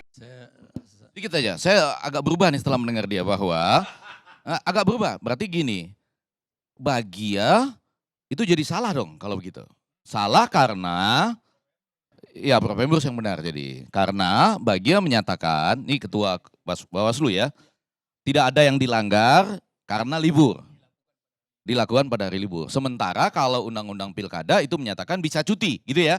Sementara di Undang-Undang Pemilihan Presiden bisa cuti. Kalau di Pilkada nggak ada ya, nggak ada disebutkan nggak bisa cuti? Nggak kita temukan. Untuk kepala daerah ada. Untuk gimana ulang pelan-pelan? Kepala daerah ada klausul cuti. Kepala daerah bisa cuti untuk mengkampanyekan calon lain? Pada saat keterlibatan di dalam kampanye politik. Iya. Tapi artinya semua harus cuti. Sementara ini dia menyatakan nggak ada urusan dengan cuti, yang penting itu karena hari libur. Kan pertanyaan saya tadi belum terjawab. Di undang-undang mana yang ada menyebutkan bahwa presiden itu dan wakil presiden, jangan presiden aja dong, kita juga punya wakil presiden. Anda dari tadi presiden dulu. Dan wakil presiden itu libur. Undang-undang mana tuh? Ya saya. Ada nggak? Halo? Ya, halo. Ya saya sih nggak akan bicara mengenai undang-undang ya. Saya cuma ingin mengingatkan aja. Ini kok suaranya? Iya, udah ingin benar. mengingatkan aja bahwa seperti yang dikatakan oleh pemimpin Filipina yang kemudian juga dikutip oleh John F. Kennedy ya. Itu kalau Anda udah jadi seorang kepala negara, kepala pemerintahan, itu kan Kennedy bilang, my loyalty to my party ends when my loyalty to my country begins. Sekarang Pak Prabowo tuh loyaltinya kemana? Masih ke partai atau ke negara? Apalagi beliau udah mengatakan ya bahwa urusan pilkada itu biarlah, jangan saya yang ikut-ikutan. Itu bukan masalah saya lah gitu kan. Tapi ternyata beliau juga akhirnya ikut-ikutan juga. Itu yang kemudian saya tanya, apakah ketika dia mengendorse Lutfi dan Yasin itu dalam posisi dia yang benar-benar mengendorse secara happy ya, atau memang ada tekanan, maksud saya tekanan mendorong gitu kan. Izin Prof sedikit tambah sedikit beri pendapat di situ. Saya kira kelemahan sebetulnya adalah tidak adanya aturan yang sangat ketat di dalam perundang-undangan kita yang membedakan kapan seseorang bisa bertindak sebagai pimpinan partai, kapan sebagai presiden. Ketika seorang presiden adalah petinggi partai. Dan batasan-batasannya yang di mana itu belum ada satupun undang-undang yang mengatur itu secara detail. Artinya secara operasional itu tidak bisa dibatasi oleh undang-undang karena tidak ada klausulnya. Jadi apa yang dilakukan oleh Pak Prabowo berkaitan dengan misalnya Pilkada Jawa Tengah, itu juga tidak bisa diperkarakan secara hukum karena tidak ada pasal yang dia langgar. Hanya saja kalau orang mendiskusikan dari dimensi lain, katakan dari aspek etika jabatan dan lain-lain, wah itu isunya lain lagi. Tapi dari aspek hukum sama sekali tidak ada masalah. Betul, itu kalau kita lihat dari aspek hukum. Saya nambah sedikit Bang. Kalaupun seandainya ada orang hukum di sini, dia pasti tidak bisa jawab. Karena memang tidak ada aturan yang mengatur tentang larangan itu. Tidak ada undang-undang tentang kepresidenan. Katanya sedang dibuat. Katanya sedang akan dibuat. Artinya memang kita hanya bisa masuk pada wilayah etika. Jadi jabatan presiden itu memang melekat seperti jabatan gubernur. Juga seperti itu. Jadi jabatan itu melekat 24 jam kepada dia. Karena selama 24 jam itu segala yang melekat pada tubuhnya, segala tindakannya, ucapan dan sebagainya itu dibiayai oleh negara. Jadi secara moral dan etika memang kita bergerak di sana bisanya. Saya juga kemarin sempat nanya, karena sudah ada diskusi nih tentang Prabowo kemarin gara-gara itu. Kemudian ada yang menanyakan, semua ahli hukum mengatakan memang tidak ada undang-undang kepresidenan yang dilanggar. Tetapi secara etika jabatan itu sama dengan jabatan gubernur. Melekat pada tubuhnya. Bahkan dia, Bang Engrus bilang tadi ke kamar mandi pun dia harus dikawal. Yang ngawalnya itu dibiayain oleh siapa. Apalagi dia mengkampanyekan seseorang. Dalam dia mengkampanye di hari libur sekalipun, dia pergi ke pesta perkawinan sekalipun, jabatan presidennya melekat. Meskipun hari Minggu kan, gitu. Ini problem yang memang harus diselesaikan oleh para ahli ketatanegaraan. Jadi mereka-mereka yang bergerak di bidang hukum, saya pikir kalau kita kan ini rata-rata tadi kebetulan komunikasi politik semua tiga, dua izin politik, Prof. ini budaya. Saya kira kita tutup. Oh baik. Sujiwo Tejo. Saya mau bilang Datuk, saya itu mahasiswa hukum sekarang. Saya dokter di bidang politik ya, tapi sekarang saya sekolah hukum lagi, Prof. Nah kebetulan kita mendiskusikan ini, ada mata kuliah namanya sosiologi politik. Ini udah off kan ya? Ya tapi kuliah hukum. Saya menamatkan Fakultas Hukum UI itu.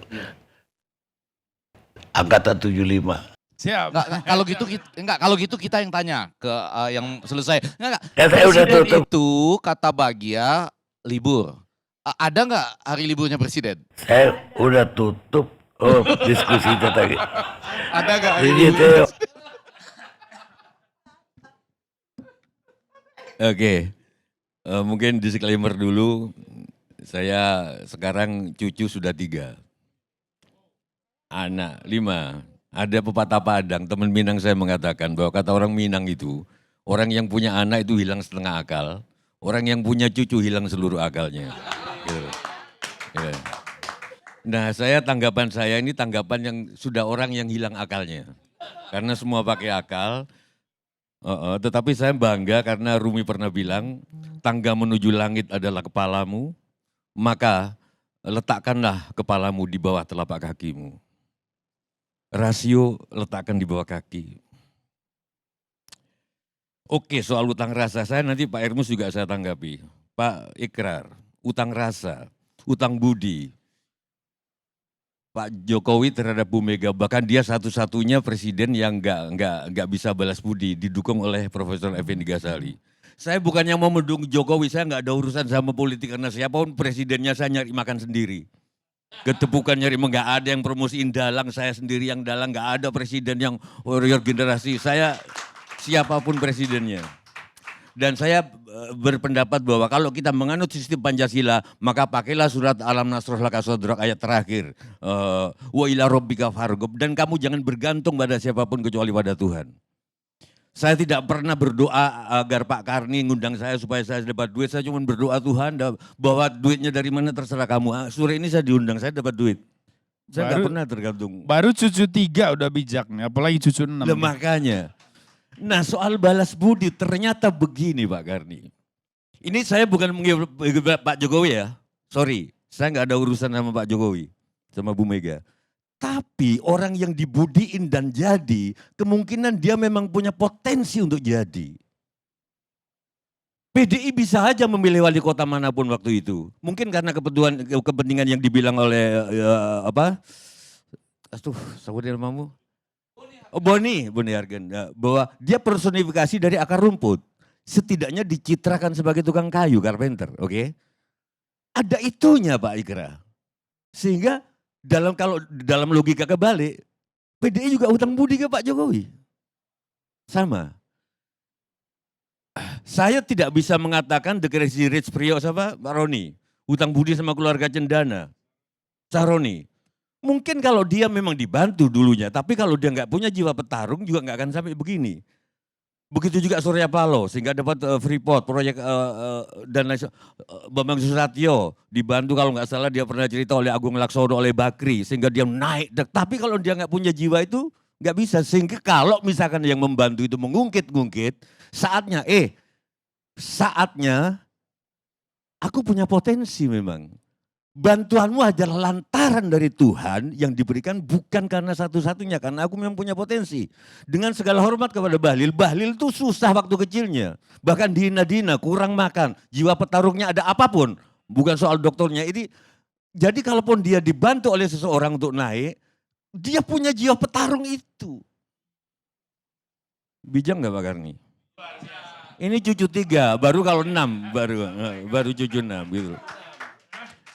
Pak Karni pasti pernah dibantu sehingga masuk forum keadilan, masuk Tempo. Tapi kalau yang ngebantu itu, Karni itu nggak bisa balas budi, selalu ngukit-ngukit itu ke saya. Karni itu lihat sekarang, wah punya ini nikahnya aja putranya di Borobudur, hotel Sujiwo Tejo aja nggak bisa gitu.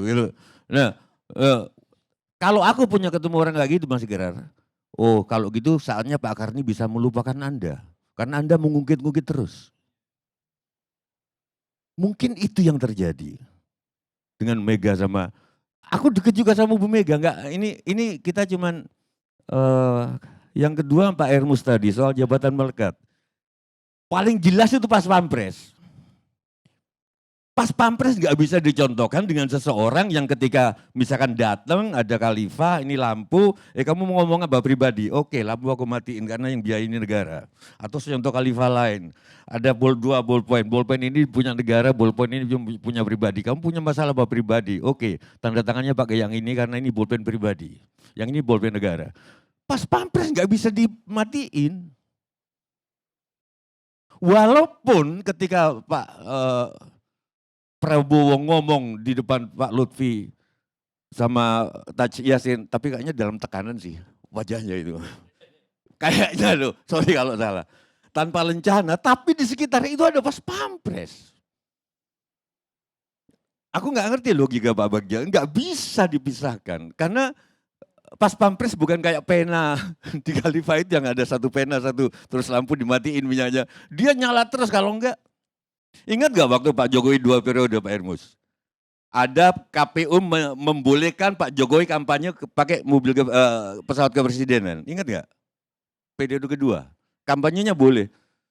Saya pertama marah dengar, tapi aku pikir-pikir, presiden ini kalau mati gimana gitu loh. Kalau keamanannya gak ada. Makanya dia boleh pakai pesawat kepresidenan untuk kampanye dirinya. Ingat waktu itu. Jadi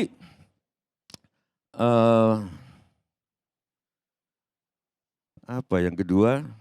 Yang ketiga, atau mungkin kita nggak usah diskusi soal pilkada karena pilkada sama pilpres sudah nggak ada apa-apanya di mata Sujiwo Tejo sejak orang menjadi sesuatu, menjadi bupati, menjadi gubernur, menjadi presiden, diucapin alhamdulillah, dikirimi karangan bunga. Nggak ada lagi cerita-cerita orang yang jadi presiden diucapin innalillah.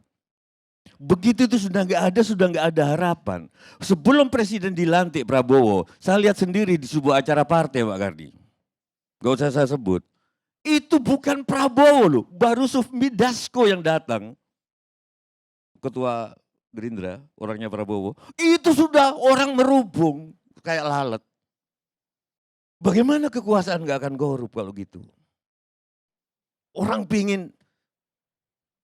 Saya punya banyak teman yang berkuasa, tapi begitu berkuasa saya mengurangi WA.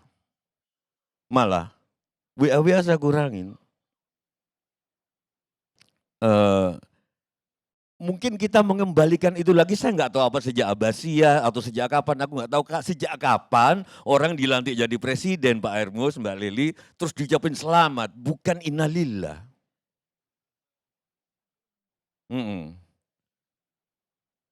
Sejak itu saya nggak terlalu menaruh harapan pada dunia politik, Pak Karni. Apa ya, soal presiden endorsement udah, hilang akal. Nah, cucu udah. Yang terakhir saya baru dari seorang kiai di Jawa. Di rumah kiai yang sangat sederhana ini, Profesor Ikra, Profesor Effendi, Boni. Itu bukan cuma pernah datang Pak Jokowi, Pak Prabowo juga datang ke situ waktu masih bersaing dengan Pak Andika, pernah ke situ, Ganjar juga ke situ. Dan semua didoakan untuk jadi. Terus saya tanya kemarin, sebenarnya ketika berdoa untuk jadi itu doanya apa sih? Saya tanya, ya doaku semoga kalau ini baik, jadikanlah. Kira-kira gitu.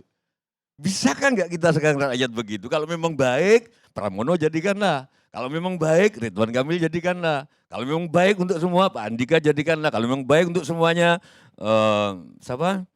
Pak Lutfi jadikanlah.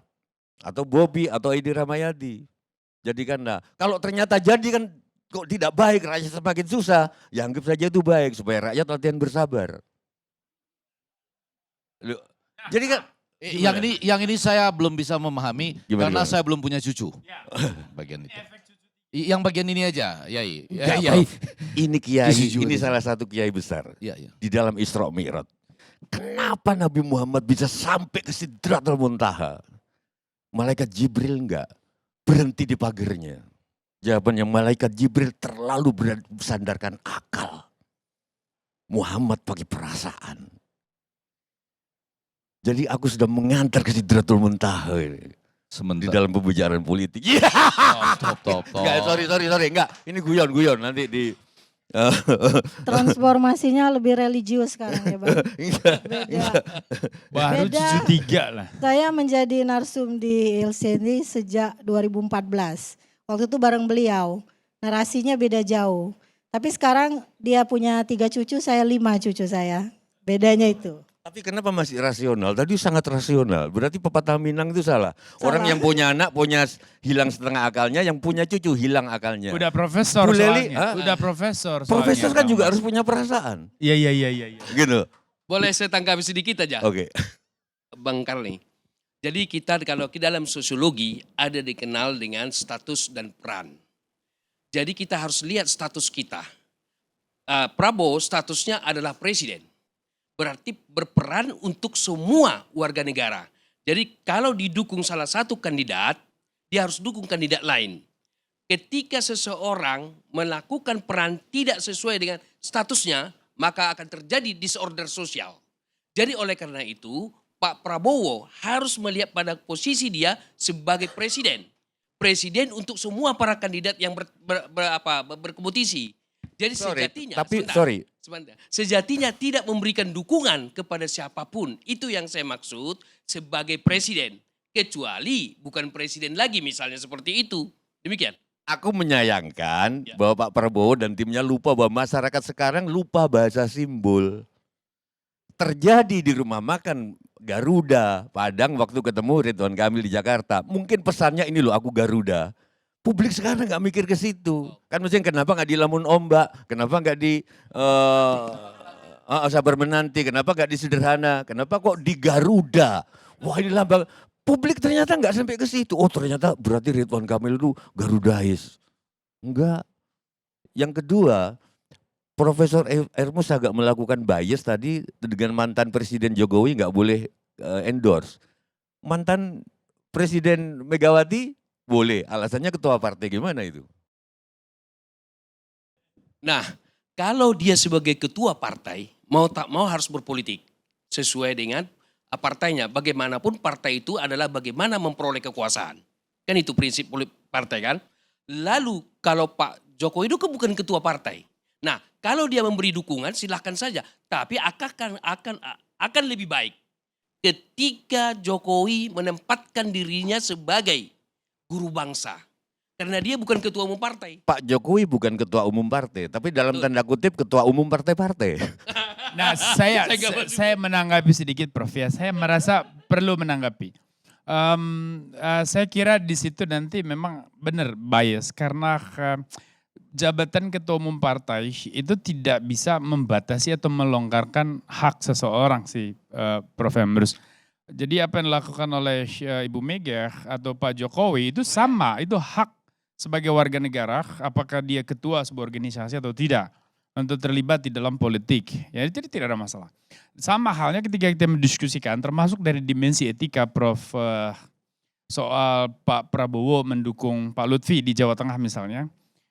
Tadi selain kita bicara secara hukum, tidak ada undang-undang yang mengatur dan membatasi itu secara tegas. Yang kedua dari aspek etika, kalau menurut teori Waldo soal tingkatan tanggung jawab moral atau tanggung jawab etis seorang pejabat publik, dia harus tanggung jawab terhadap negara, terhadap konstitusi, terhadap kepentingan umum, terhadap kelompok, keluarga, dan diri sendiri dan seterusnya. Ada 12 tingkatan. Nah, saya kira di sana Pak Prabowo bisa saja mengatakan bahwa saya punya tanggung jawab moral terhadap publik, Jawa Tengah terutama. Maka saya harus berbicara, saya harus menyatakan posisi politik saya supaya orang-orang mengikuti. Karena kalau kandidat saya yang menang, maka Jawa Tengah akan maju. Kurang lebih begitu. Lalu kemudian begitu juga dengan Ibu Mega. Saya punya tanggung jawab moral, saya harus turun. Nah, tapi pertanyaannya adalah ketika mereka ada di panggung itu, mereka serentak punya peran dan jabatan tertentu yang terbawa otomatis di situ.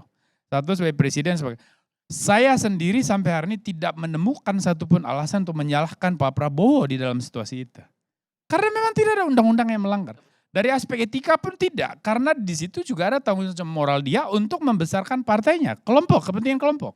Di dalam tanggung jawab moral menurut Waldo ada tanggung jawab terhadap kepentingan kelompok, tanggung jawab terhadap kepentingan publik, tanggung jawab terhadap kepentingan negara, dan sebagainya. Bisa saja ada imajinasi di kepala Pak Prabowo bahwa dengan saya terlibat, maka yang menang adalah orang yang peduli terhadap kepentingan umum, orang yang bisa membangun demokrasi. Nah, itu kan dimensi berpikir dia dan hak dia sebagai individu dan warga negara. Saya sedikit ya, ini persoalannya terutama karena Datuk Khan Ilyas sebagai pakar hukum di antara kita nggak menjelaskan presiden itu ada hari liburnya apa enggak? ada hari liburnya atau enggak? Gitu. Cuti itu satu untuk libur. Ya, betul. Jadi presiden berhak minta cuti. Ya, tapi dalam hal ini kan kita nggak bicarakan itu. Oh, iya. Enggak, saya terakhir aja. Berarti Larry King lebih hebat dari presiden. Betul. Dia 30 tahun nggak pernah cuti. Dan kemudian saya ingin mengatakan, saya mungkin penutup dari saya sedikit ya, bahwa saya akan meniru yai-yai tadi yang didatangi oleh semua presiden. Menurut cerita Sujiwo Tejo, kalau ditanya kepada saya, boleh nggak presiden kampanye dan lain-lain, saya akan jawab. Mudah-mudahan KIMS, kepemimpinan ini manfaatnya untuk semua. Wah. Ya. Jadi sudah lomba saling anu lah kita ya. Dikit aja Bang. Lomba saling anu. Lomba saling anu. Saya dikit aja. Jadi karena ini perdebatan sebenarnya Bang Karni harus nambah setengah jam lagi nih. Tapi udah habis ya Bang ya. Jadi memang sekarang ini memang sedang digagas tentang naskah akademik tentang undang-undang kepresidenan. Jadi itu akan memberi batasan dengan jelas kapan seorang presiden itu yang kebetulan dia adalah ketua partai, kapan dia menjadi ketua partai dan kapan dia menjadi presiden. Yang tidak bisa lepas adalah protokolernya. Tapi untuk hal-hal lain harus dia lepaskan kalau ini jadi. Nah mungkin nanti Bang Karni lewat acaranya ini bisa memberi masukan yang lebih detail ya dari pakar-pakar yang kemudian beliau undang. Dan kita juga, kita jangan diem aja ketika undang-undang sudah disahkan baru kita ribut. Mau JR ke Mahkamah Konstitusi misalnya. Ini yang menjadi soal. Saya kira itu Bang Karni. Assalamualaikum warahmatullahi wabarakatuh. Pemirsa, saya hanya mencatat satu hal. Bahwa Sujiwo Tejo udah lama gak datang. Kali datang ternyata udah sangat religius.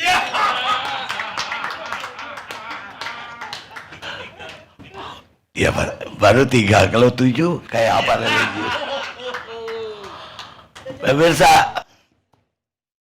selama kampanye semua orang berpikir apa yang akan diperbuat oleh si kandidat kalau dia nanti terpilih. menjadi pemimpin. Sementara si kandidat sendiri lagi berpikir apa yang akan dia perbuat kalau dia tidak terpilih. Everett Dixon, mantan senator Amerika. Kita ketemu ILC yang akan datang.